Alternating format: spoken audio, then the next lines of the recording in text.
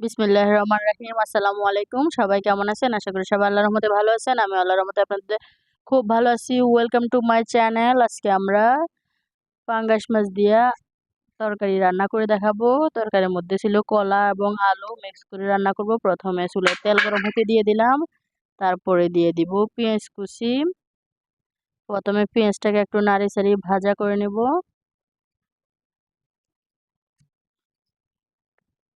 এই পর্যায়ে দিয়ে দিব রসুন বাটা 1 চামচ। রসুনটাকে খুব সুন্দর করে একটু ভাজা ভাজা করে নেব।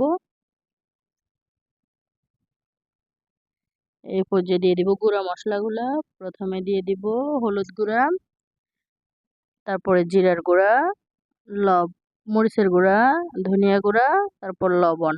রান্নাতে হলুদ গুঁড়াটা যদি আগে দেয়া হয় সেক্ষেত্রে রান্নার কালারটা একটু ভালো হয়, এটা আমার মনে হয়। আমি ওই জন্য সবসময় হলুদের গুঁড়াটা একটু আগে দিয়ে এ পর্যায়ে দিয়ে দেবো একটু পানি, নাহলে মশলাগুলো পুড়ে যাবে।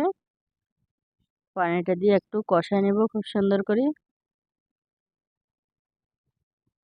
এখন আমরা দিয়ে দিব মাছগুলা, মাছ মাথা যা আছে পাঙ্গাস মাছের।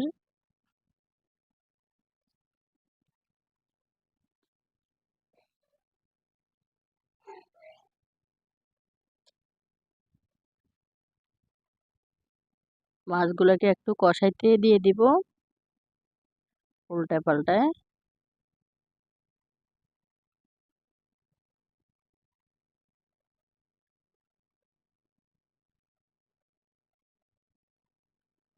সবগুলা মাছ উল্টে পাল্টায় কষানোর জন্য কতক্ষণ দিয়ে দিব। দেখেন মাছটা কষে আসছে, ঝোলগুলো ঘন হয়ে আসছে।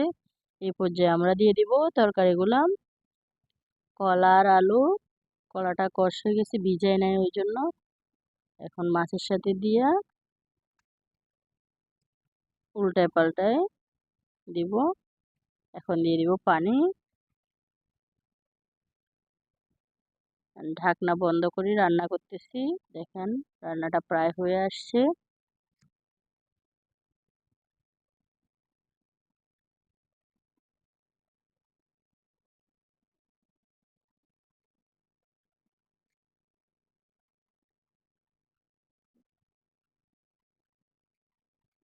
আমরা এইভাবে নর্মালি বাসাতে যখন রান্না করে খাই নিজেদের জন্য, এইভাবে মাছ দিয়ে তরকারি রান্না করে খাই।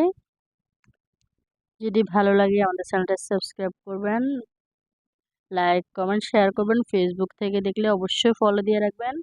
দেখেন রান্নার কালারটাও ভালো হয়েছে, খাইতেও মজা লাগে এরকম তরকারি দিয়ে মাছ রান্না করলে।